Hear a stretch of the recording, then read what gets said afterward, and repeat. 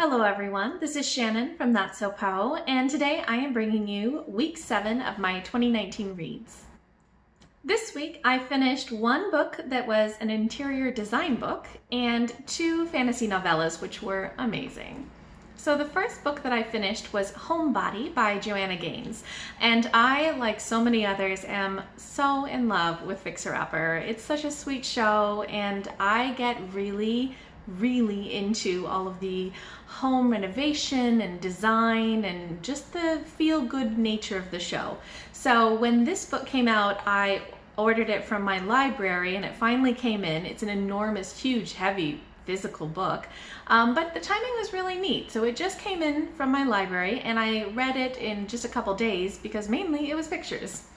So it was a lot of beautiful pictures of different houses as examples of different types of design and things that you should think about or look at when trying to come up with how certain parts of your house would work.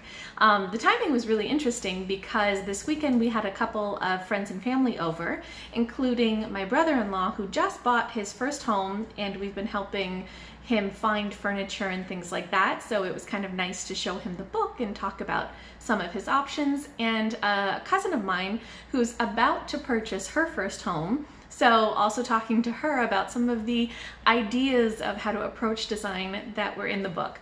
Overall, I thought that the book was pretty good. It had a lot of the photos of houses from Fixer Upper, and I do like those styles, but it was a little short on some of the description. So I could have dealt with slightly more of the design theory in addition to all of the pretty photos, and there was, some inspirational bits in the book, but again, I could have dealt with just slightly more details about how to approach design. Overall, though, it was a very enjoyable thing. It was very peaceful and inspiring, so I really enjoyed reading it, and overall I gave it 4 out of 5 stars. Next, I read the novella A Taste of Honey by Ashante Wilson, and this is not exactly a sequel, but is set in the same world as The Sorcerer of the Wild Deeps, which I had read a week or 2 ago.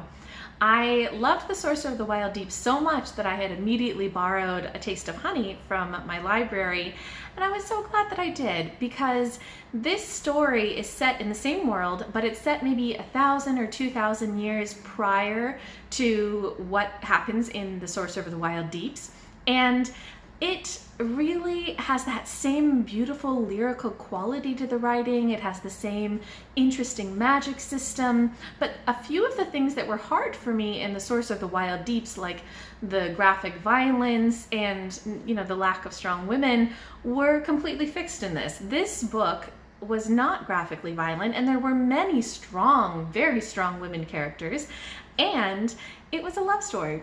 So the main focus of this story was love, and the main character is so adorable. He's this sweet young boy who's discovering love for the first time. It's almost a little bit of a Romeo and Juliet story where the main character falls in love with a man from another country, and his family is extremely disapproving. It's not acceptable to have a male-male romance in their culture, and there's tons of magic and things mixed throughout, but really it's a love story and a story of somebody awakening to their own sexuality and trying to question the cultural mores and the expectations of their family, and trying to decide what their obligation to their society and to their family is versus what they want themselves. So it was a really beautiful story, and I read it the day before Valentine's Day, so it just hit kind of all of the marks for me. I really enjoyed it, and I would recommend this to anybody who likes a beautiful romantic love story that is set in a cool fantasy magical world. Overall, I gave it 5 out of 5 stars. The last book I finished was another amazing fantasy novella. So I finished The Black Codstrums by Djèlí, and this has the best setting. It's set in an alternate history New Orleans in the 1870s, where New Orleans is a free state and the North and South are still involved in a civil war, but they're sort of at a detente state, so they're not actively fighting right now. Additionally, Haiti is a very important world power now, because when the French had tried to take over Haiti, Haiti had used the power of some African gods that had been brought over by the slaves to rebuff the French, and these gods are now a part of this world. They're a very powerful force. So the story takes place in New Orleans, focusing on a young 13-year-old girl who is semi-possessed by one of these African gods, the god of wind.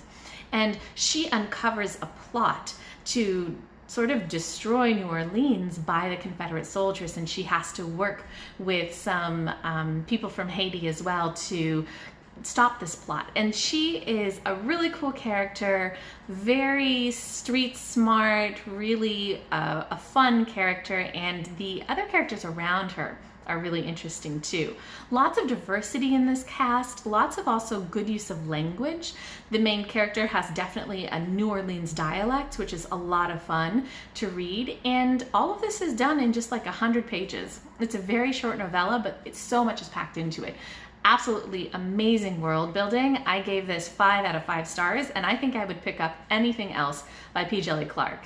After I read this, I had remembered that Rachel at Culinati had said she had read an arc of a new book by P. Djèlí Clark. I believe it's The Haunting of Tramcar 15.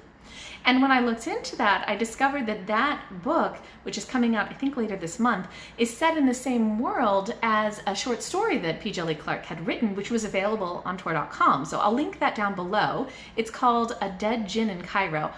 Oh my gosh, I read that today and it was just so good. This is a completely different world. It is an alternate history Cairo, where set in around like 1912, I believe, where some 40 years before, a person had opened up a sort of a portal that let in Djinn and other magical creatures. And it's, again, a steampunk type world where very different magic systems coexist with also new technology and a different social structure. So I'm very excited to read more things by P. Djèlí Clark, and if anybody has not read the Black Codstrums or the short story A Dead Djinn in Cairo, you should read it. Those are so, so good. Very happy that I discovered this author. Okay, so that wraps up week 7 for me. If you've read any of these books, or if you have any recommendations based on these books, I'd love to hear your thoughts, your opinions, or anything that you think I should read. I know for me at least, the P. Djèlí Clark readings really reminded me of Elizabeth Bear, who has a book called Karen Memory, which is also an alternate history steampunk with great diversity of characters and great dialects. So I know that I want to read more by Elizabeth Bear, and I know I want to read more by P. Djèlí Clark, but if you know of any other authors who are along that line of style of writing, definitely recommend them to me, because I would be happy to check them out. All right, hope your reading is going well too, and catch you next week.